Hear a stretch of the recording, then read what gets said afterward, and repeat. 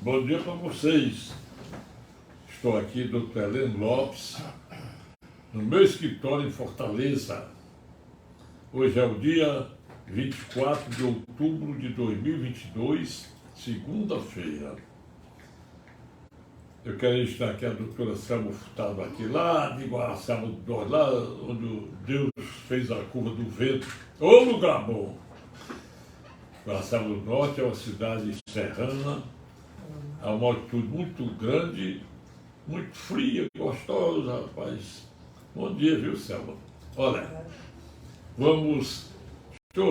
Cada dia que passa a gente tem uma novidade pela força poderosa, entre aspas, de um ministro que manda chuva no Brasil. Preliminarmente, eu quero dizer aos senhores que todo mundo sabe que eu sou verde e amarelo, sou patriota, sou democrata. Mas quando eu vou falar direito, eu sou eclético. Ô Marcos Almeida, queria que você passasse esse meu vídeo, porque o que eu ouvi, eu fui surpreendido que eu estava assistindo ao programa de esportes da TV Jovem Pan, quando a repórter interveio e narrou que o ex-deputado federal Roberto Jefferson tinha baleado 2 policiais federais resistindo a uma ordem de prisão. Aí as notícias foram por lá, acham que é um atentado à democracia, negatofe. Eu vou fazer eu queria que você, Marcelo Almeida, de São Paulo, porque o que eu assisti, o que eu ouvi de advogado dizendo heresia contra a lei, dizendo que ele cometeu um crime de tentativa de homicídio. Ora, se o Lula cometeu um bocado de crime e não cometeu nenhum crime, dissesse assim, cometeu suposto crime de tentativa de homicídio. Essa é a linguagem jurídica. Nenhum promotor, nenhum advogado pode dizer que alguém cometeu crime tal. Eu estou acostumado a batente criminalística, da criminalística, embora eu seja mais do lado civil, mas eu sempre digo, cometeu supostos crimes tais.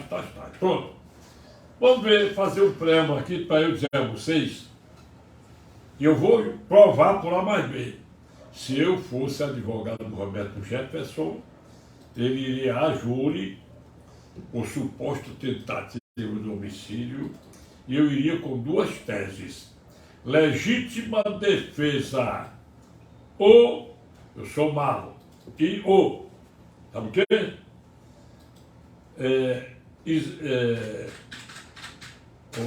Tentativa de homicídio privilegiado.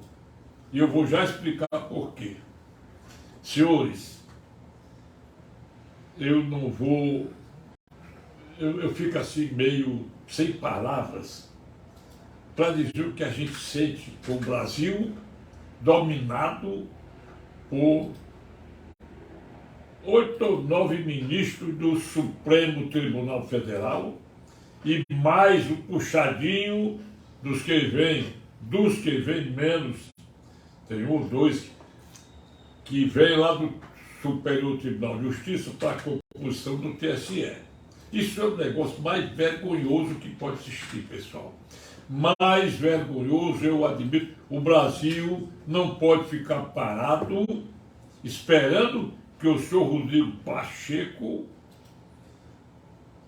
tenha vergonha e mande para o plenário examinar como é que se caça um ministro do Supremo Tribunal Federal para ensinar esse pessoal a ter vergonha, rapaz. Eu vou começar dizendo o que eu sempre disse aqui. Vocês se lembram quantas vezes eu disse que o Supremo queria empurrar o Lula na goela dos brasileiros para ele voltar a fazer o que ele fez? Vocês se lembram quando eu disse que o excelso ministro Gilmar Mendes Ferreira Mendes dizia permanentemente que o Lula merecia um julgamento justo? Vocês se lembram? Vocês se lembram quando eu fiz uma análise geral do caso do Daniel Silveira, que é a coisa mais excrescente e inconstitucional que existe. Tanto na prisão dele, ilegal, imoral, inconstitucional e até certo ponto desonesta. Porque um ministro pegar um dispositivo de lei da Constituição, somar um e outro, para pedir um mandado de prisão em flagrante, resulta do que eu disse, né? E fazer o que ele fez. Depois, com a aquiescência de um dos responsáveis pelos atos antidemocráticos de ministro do Supremo Tribunal Federal, o senhor Augusto Aras, entendeu? Que pediu para o Daniel ficar suspenso e ter direito sua pena principal, revogando, modificando a prerrogativa do presidente da República, que concedeu graça e indulto para ele, inclusive expressando todas as penas. O senhor Arthur Lira também, outro responsável, porque acatou um mandado de prisão em flagrante e não cumpriu o dever constitucional, tanto do artigo 53 caput, quanto do parágrafo 2º do artigo 53 da Constituição Federal. E muito menos, na segunda oportunidade, desrespeitou o parágrafo 3º também do artigo 53. É só um resumo. Outra coisa, em plena vigência do governo Lula, foi modificada a redação do artigo 283 do Código de Processo Penal, já disse isso, estou só fazendo um breve esboço. Quando pegava o artigo 5º, os incisos 57 e 61 e juntaram só com a finalidade de favorecer a quadrilha. Por que favorecer? Primeiro, porque eles confundem que o réu não será considerado culpado antes do trânsito ser julgado da sentença penal condenatória. Mas no artigo 561, ele atribui a pena a prisão em flagrante e pena e custódia preventiva. Olhe bem, vamos prestigiar a custódia preventiva, a prisão preventiva. É somaram.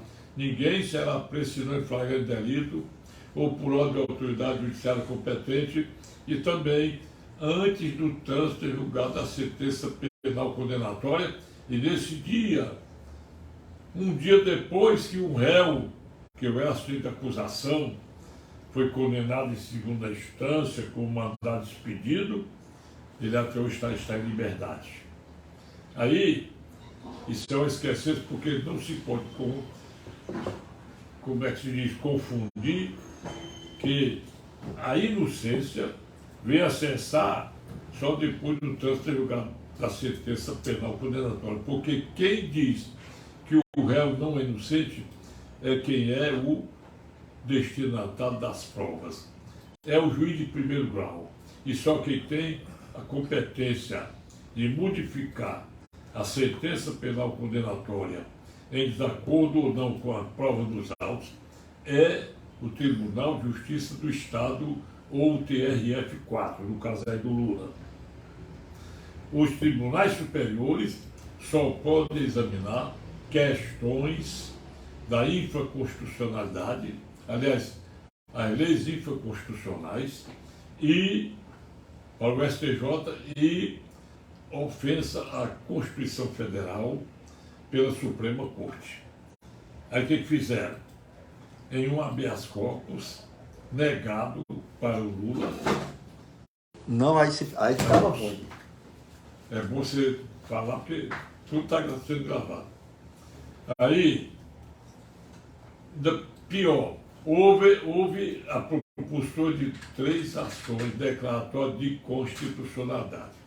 Esse tipo de ação declaratória de constitucionalidade não existia na Constituição anterior. Eles criaram no artigo 103 e parágrafos esse tipo de ação justamente porque o Brasil, na época que estava saindo do regime militar para a democracia e para a nova Constituição, houve muitas liminares suspendendo aquela cobrança antecipada de ICMS, de PIS/COFINS, estava cheio de liminar no Brasil todo.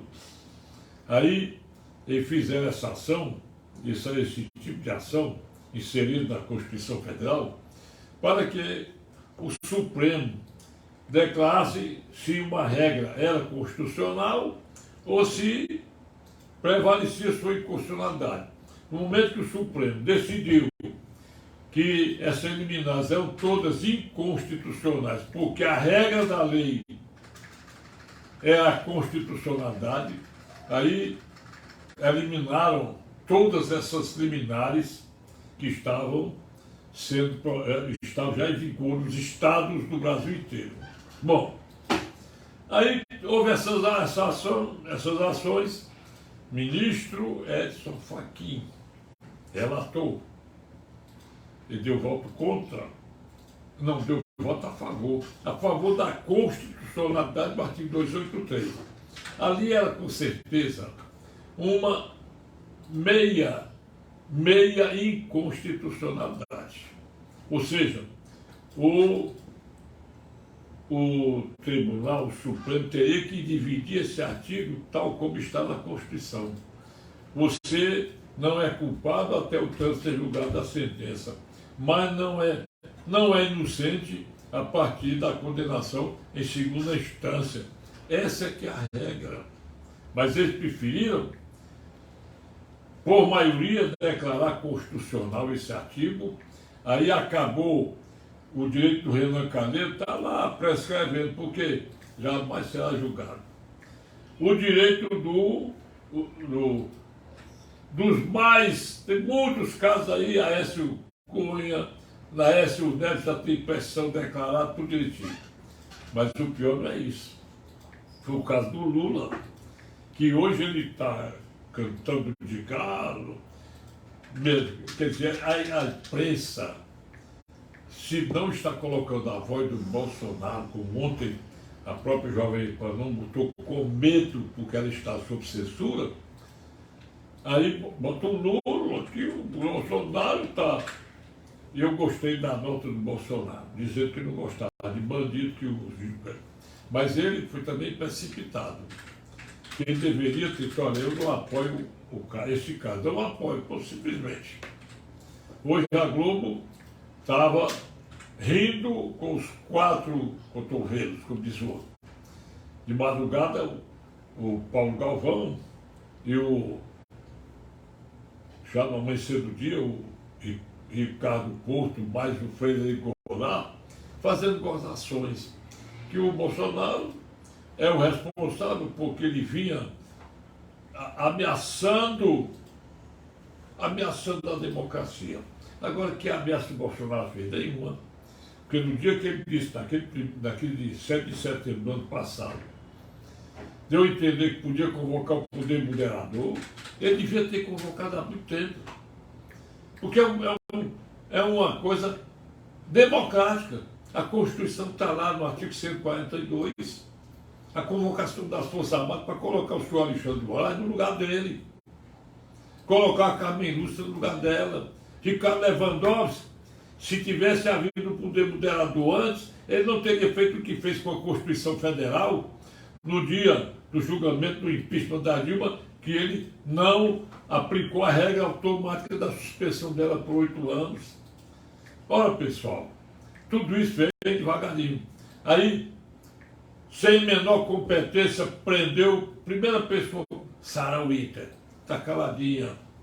Depois, Oswaldo Eustáquio, que foi praticamente manietado lá dentro do presídio. Hoje o rapaz está de cadeira de rodas, jornalista sem foro privilegiado. Aí depois vem prisão domiciliar atual. O Edson Macedo, jornalista, lá, ninguém sabe quando. Prisão do Cetruvão, caminhoneiro, pessoal. Por crime que ele cometeu, crime de ação privada, injúria, difamação, calúnia. E também o Alan Santos, que está lá preso político, entre aspas. nos Estados Unidos. Quantas vezes eu disse aqui que jamais a justiça norte-americana daria extradição do Alan Santos para o Brasil. Sabe por que ela não dá? Porque eles sabem do desrespeito, da violência constitucional que vem sendo do xerife Alexandre Moraes. Que o diga o ministro aposentado Marco Aurélio de Mello, que vem dizendo constantemente tudo isso que eu estou dizendo, que Iris Ganda Martins, jurista, eu disse até que ele é jurista, mas ele não diz por completo o que eu disse e digo toda a vida.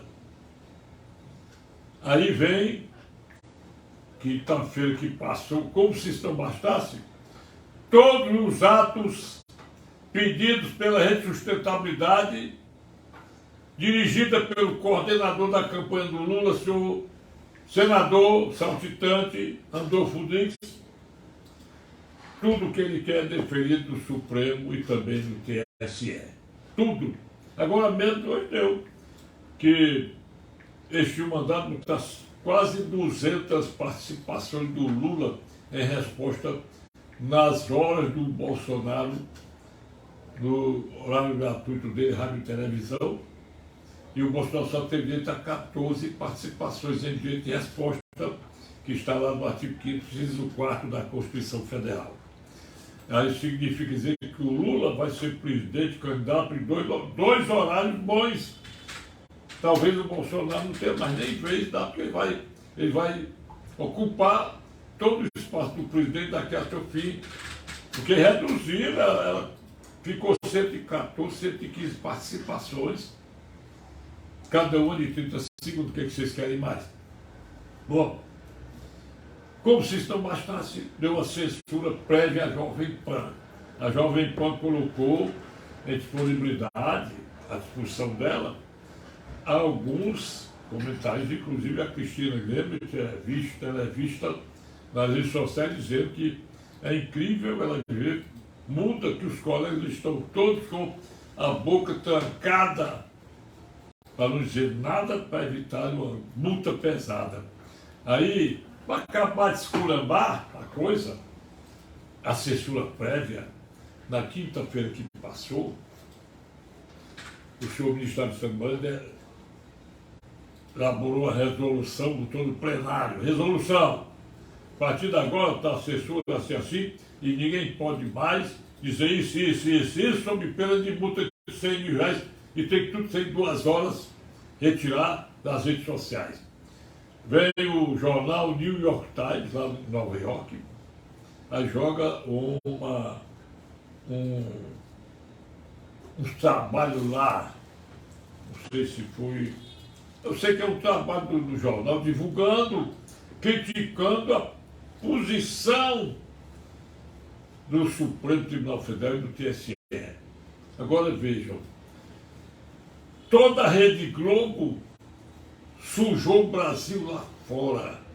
O presidente, inclusive, com a ajuda do Lula, que divulgou muita sandice contra o Brasil, o senhor ministro Luiz Roberto Barroso, mais a deputada Tabata Amaral, encontrando-se com o Luiz Fux lá em Boston, nos Estados Unidos, e mais outros lá, sentaram a lenha no governo brasileiro.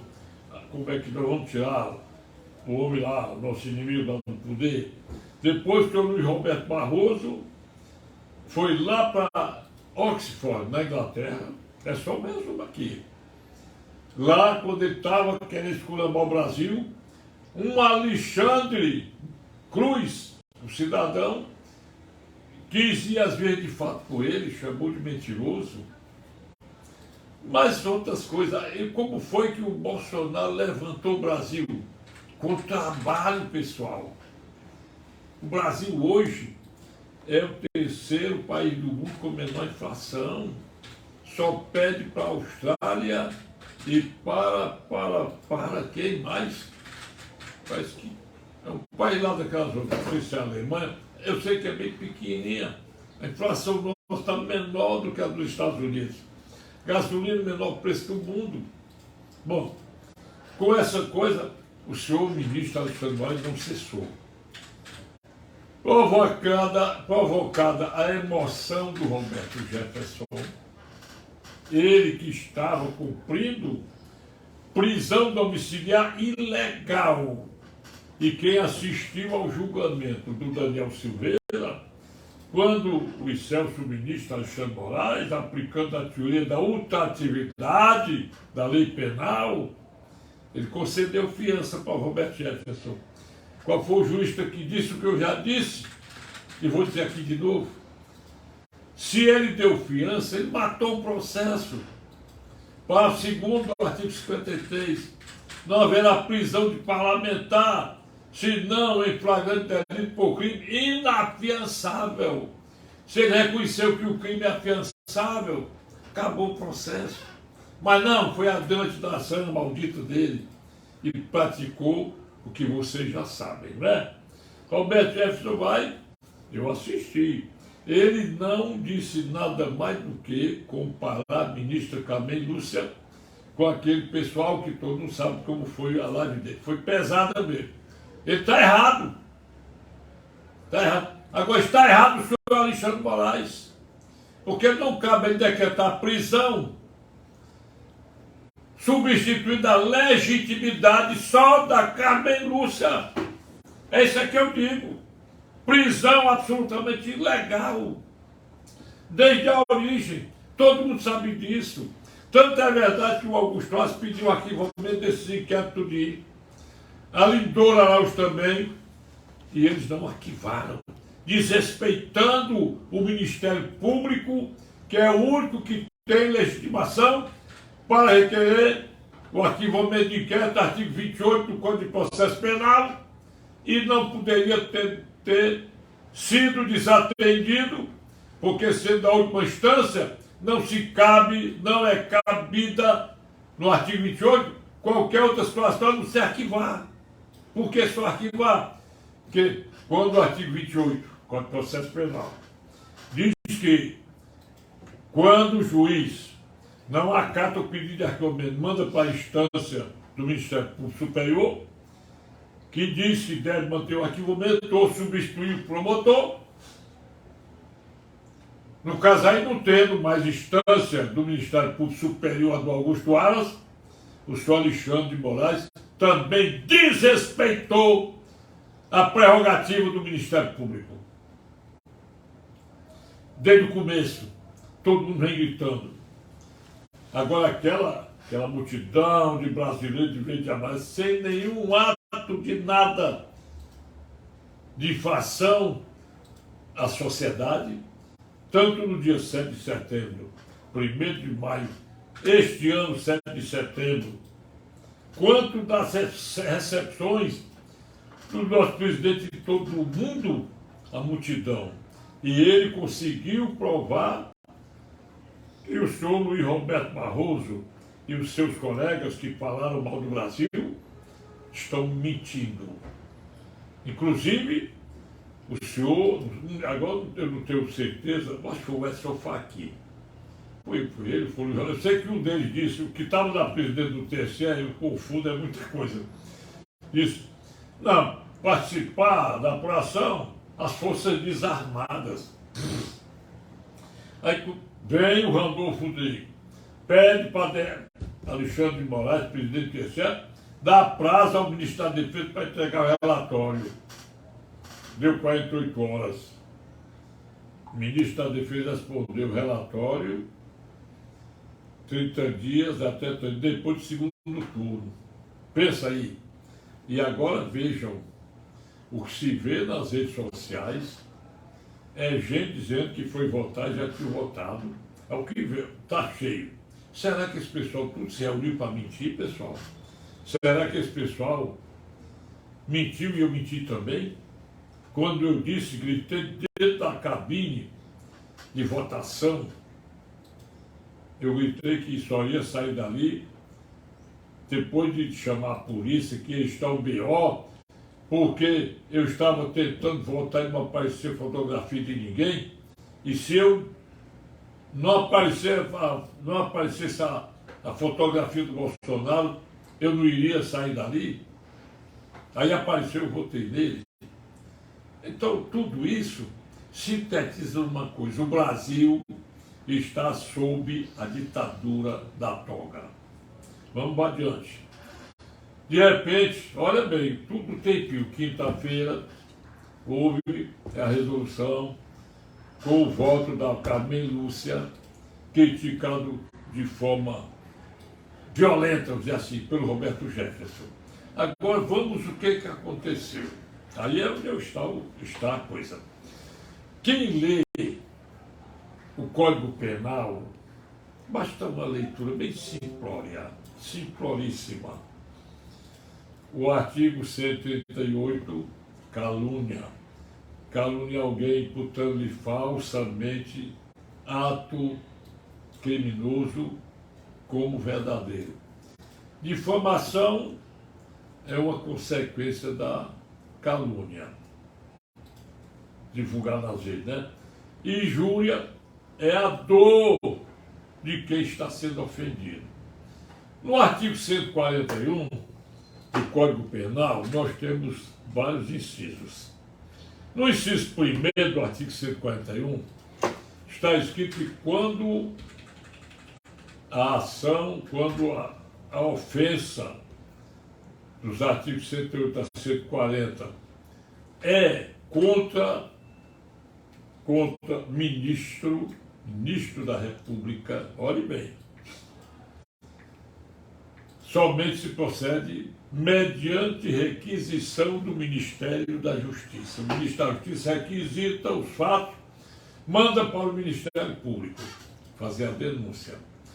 Tratando-se de servidor público, no exercício do seu cargo, inciso 2º do artigo 141,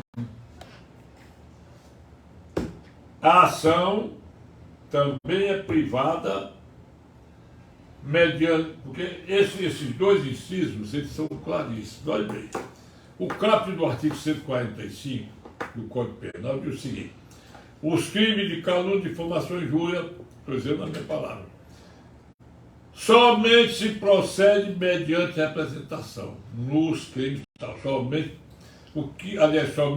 por queixa, desculpe. Somente se procede mediante queixa. Então, o inciso 2º do artigo 141, o primeiro é contra ministro da República e o 2 é contra servidor público, no exercício do seu cargo. Aí vem o parágrafo único do artigo 145. Nos casos dos números 1 e 2 do artigo 141, que são os crimes praticados contra ministros e contra servidor público em seu exercício da sua profissão, temos duas situações. A primeira é que são do ministro da Justiça. Se ofendeu o presidente da República, caluniou e foi requisita para processar criminalmente quem fez essa ofensa. Número 2, você ofendeu a ministra Carmen Lúcia, que ela é? Servidora pública no exercício do seu cargo. Só ela tem legitimidade, só ela tem o interesse legitimado por lei para agir de uma ou de outra maneira. A primeira, propõe uma queixa-crime contra o Roberto Jefferson. A segunda, representar criminalmente contra o Roberto Jefferson para o Ministério Público denunciá-lo. Aí você pergunta quem é a autoridade competente para os dois casos. Se for uma requisição do Ministro da Justiça para processar o Roberto Jefferson, vai lá para a primeira instância.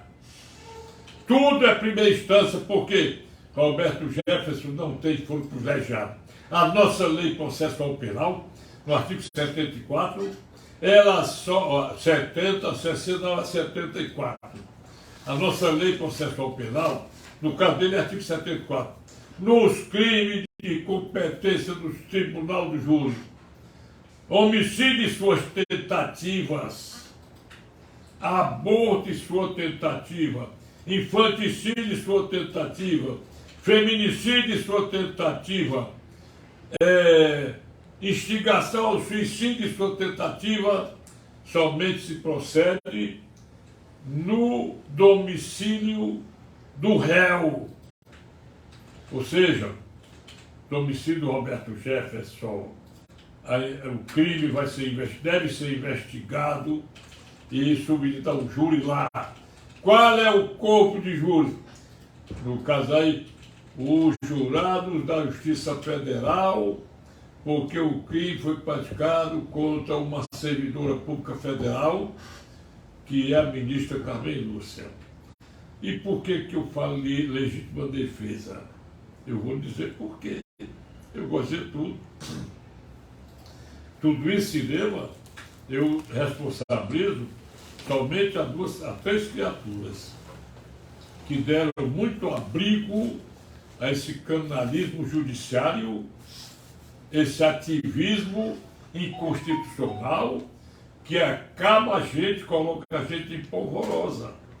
Entendeu? São 3 as pessoas.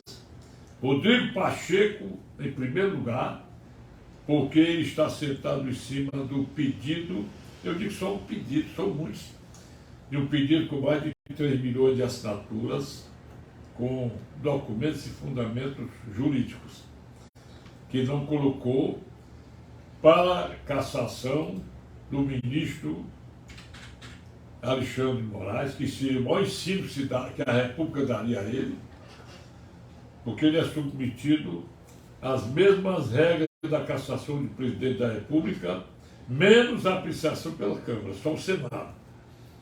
Artigo 52, inciso 2º e parágrafo único da Constituição Federal. Rodrigo Pacheco, porque acatou a prisão do Daniel Silveira. O Daniel Silveira também é responsável porque ele é para ter requerido o poder moderador desde o momento que desrespeitaram a prerrogativa do presidente da República, prevista no artigo 84, inciso 12 da Constituição Federal.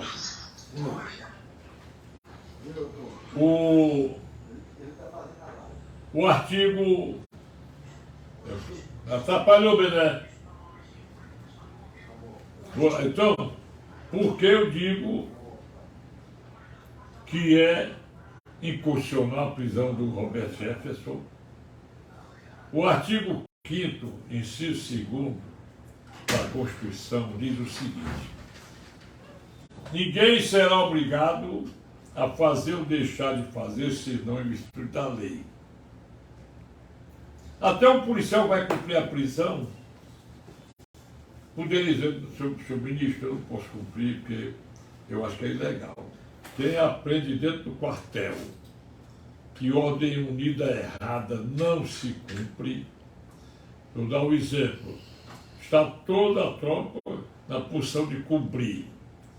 Essa posição de cumprir, que é a mão em cima do outro, ela só comporta uma voz de comando.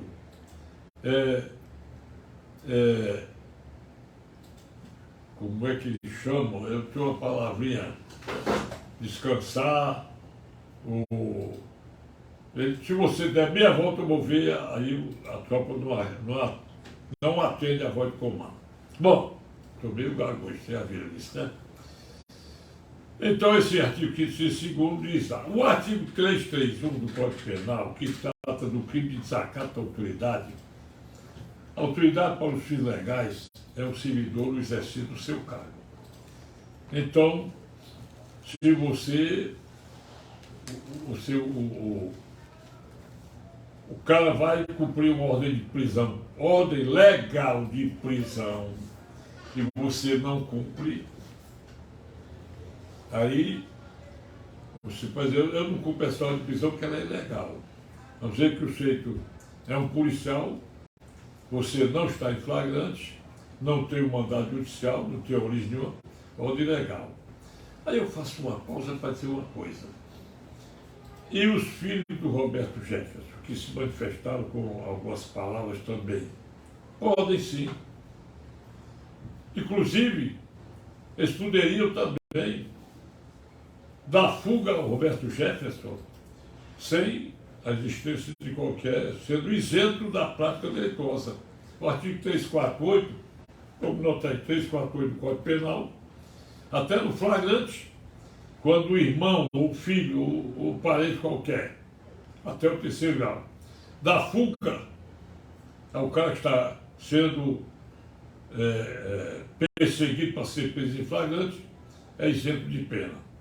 Bom, outro artigo, outro dispositivo da nossa Constituição.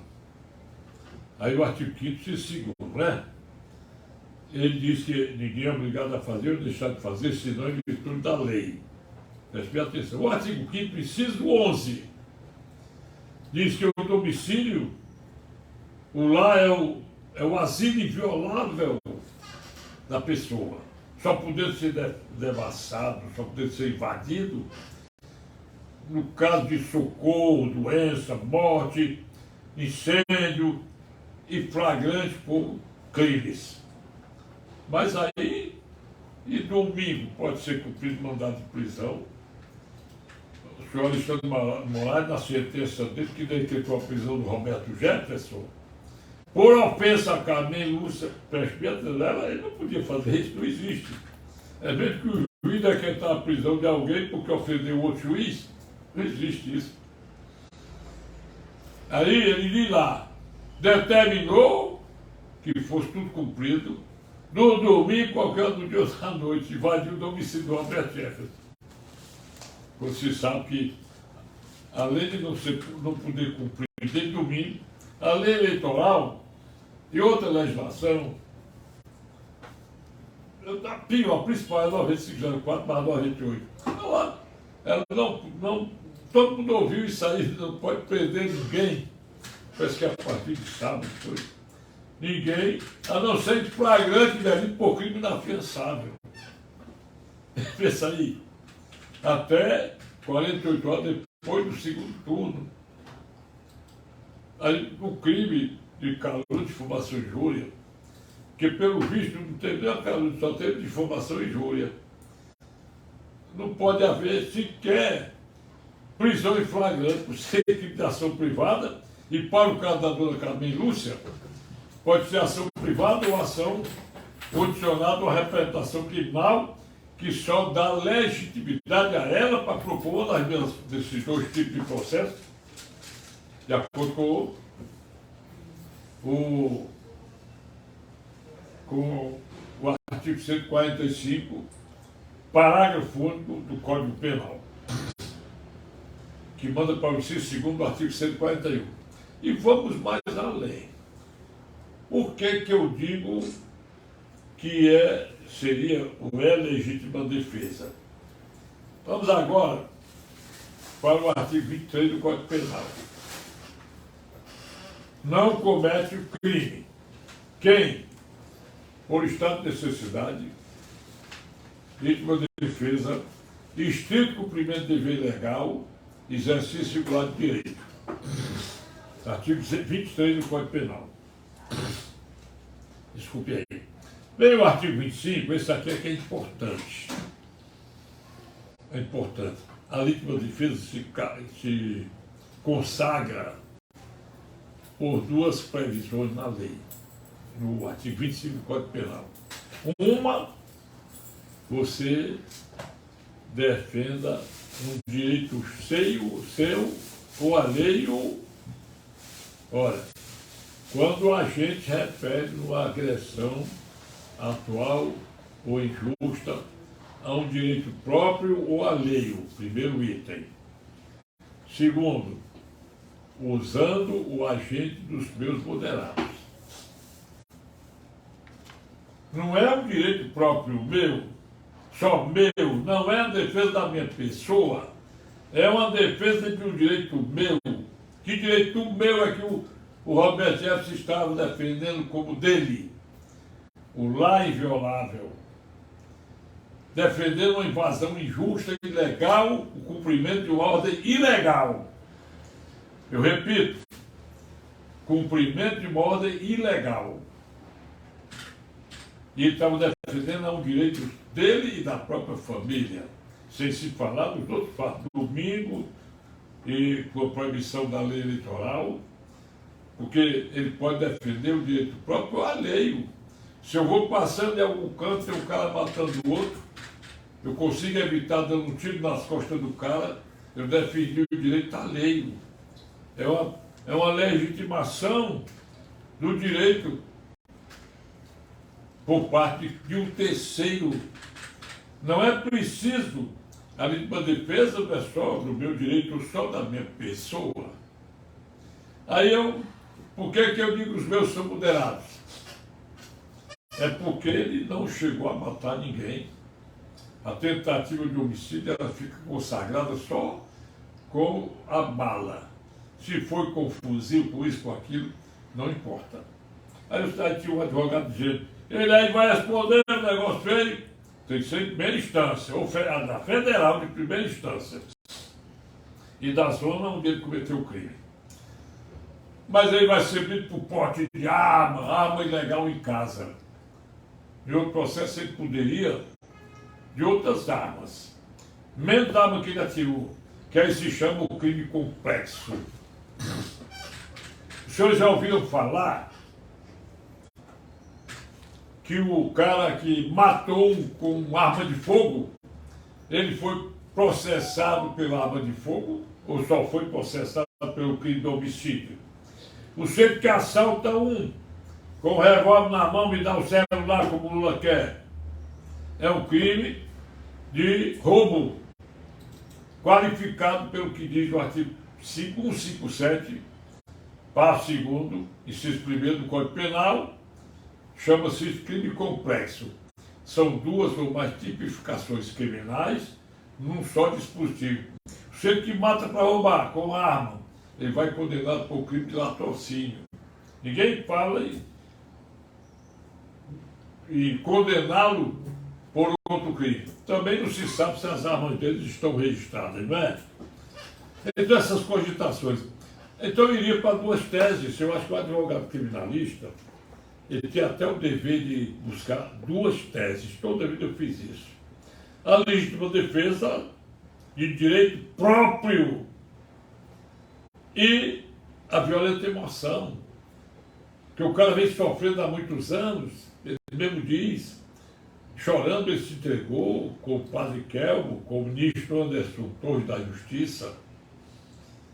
Então, o artigo 121, parágrafo 1º do Código Penal, trata da violenta emoção, que reduz assazmente o teto da pena máxima.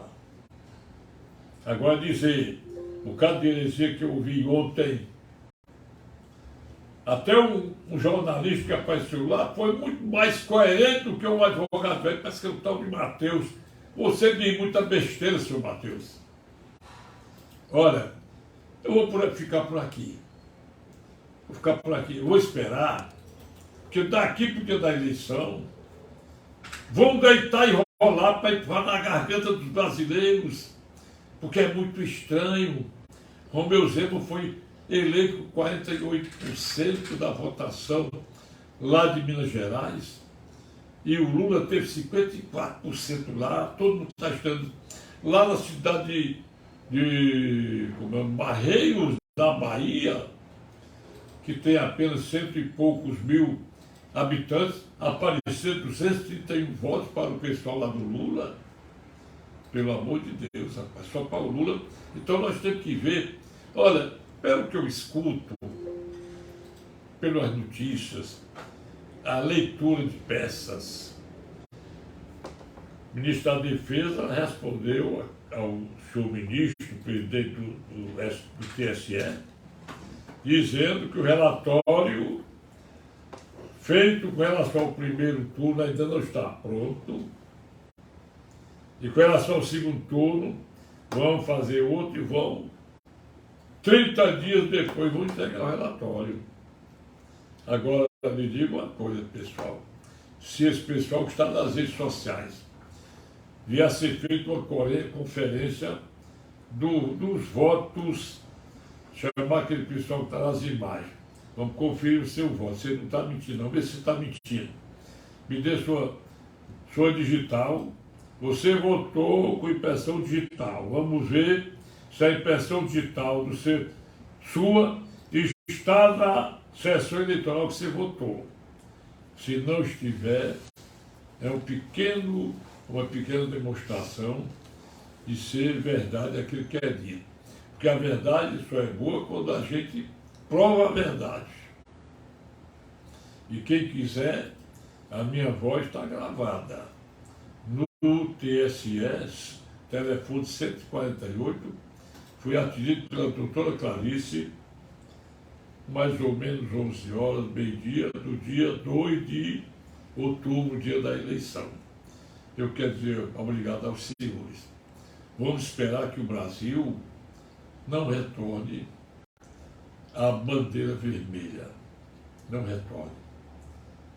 Eu lamento profundamente tudo que já aconteceu, tudo que está acontecendo, e mais triste eu fico ainda por saber que a força, a sanha poderosa do senhor ministro Alexandre de Moraes, acompanhado por alguns dos seus pares, não todos, vai continuar. Vai continuar. Tudo leva a crer que esse Brasil tem que se segurar para não ter que utilizar de novo daquilo que nós não queremos. Nós queremos o quê? A democracia. Queremos o Brasil feliz, alegre, o Brasil cheio de luzes, com muito progresso. Foi com progresso, foi com raça, com pregação das 4 linhas da Constituição Federal, que o presidente Bolsonaro conseguiu limpar aquela imagem do Brasil que sujaram lá fora, com a complacência do consórcio de imprensa Globo. Quem diz consórcio de veículo de imprensa é mentira, é só dela, da Globo. E mais a presença constante de um ministro que diz: eleição não se ganha, se toma, repetindo a frase do Zé Dirceu. Tudo isso, meus amigos, nós brasileiros, nós que queremos bem ao Brasil, nós que somos patriotas, não aceitamos. Não aceitamos que a democracia seja, mais uma vez, substituída por aquilo que não desejamos. Eu sou feliz porque sou brasileiro, mais feliz porque sou patriota, sou cristão, não gosto de gente que pretende o aborto, pretende a discriminação ou descriminalização das drogas, pretende a implantação do socialismo chinês no Brasil, elogia o Maduro da Venezuela, elogia a ditadura de Cuba, elogia os atos antidemocráticos do ditador Daniel Ortega da Nicarágua e as ditaduras da África do Sul, Argentina e outras mais.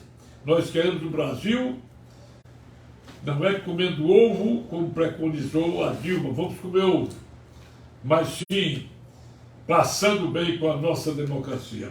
Bom dia, pessoal. Eu quero que curtam, compartilhem e digam sim ou não, mas com o coração doído pelo que aconteceu contra a nossa democracia. Não por ato do Roberto Jefferson, mas porque ele foi obrigado emocionalmente a tentar defender com sua própria força a avalanche da força dos mandantes deste país, que infelizmente estão lá dentro do TSE. Bom dia, meu WhatsApp, 85 é o DDD 999453883. Um bom dia para você, Márcio Almeida, J. Evangelista, Eduardo Monte, a Cássio Sigela, o nosso amigo Adermal Bezerra, Ival Sobral, muita gente que eu nem sei o nome aparece. Um dia 4 ou 5 assistem, depois muitos. São pessoas. Eu queria que vocês se inscrevessem nos meus canais de YouTube, Facebook, Instagram. Ficarei muito feliz. Obrigado a todos e bom dia.